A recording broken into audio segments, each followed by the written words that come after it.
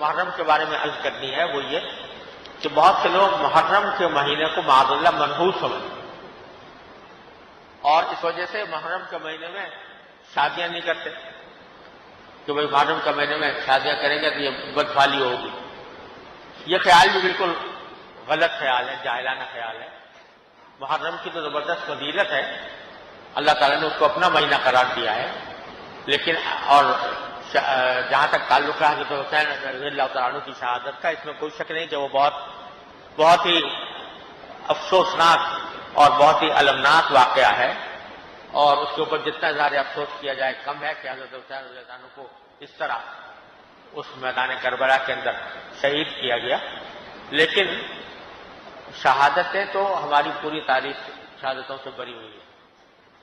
کوئی مہینہ ایسا خالی نہیں ہے جس میں کسی نہ کسی صحابی کی، کسی نہ کسی نبی کی، کسی نہ کسی بزرگ کی شہادت یا موت واقع نہ ہوئی ہو. اگر کسی کی موت واقع ہونے سے یا شہادت ہونے سے وہ مہینہ منحوس ہو جاتا تو پھر تو کوئی مہینہ بھی ایسا نہیں ہو جو منحوس نہ ہو، اس لیے کہ ہر مہینے میں کوئی نہ کوئی شہادت واقع ہوئی ہے.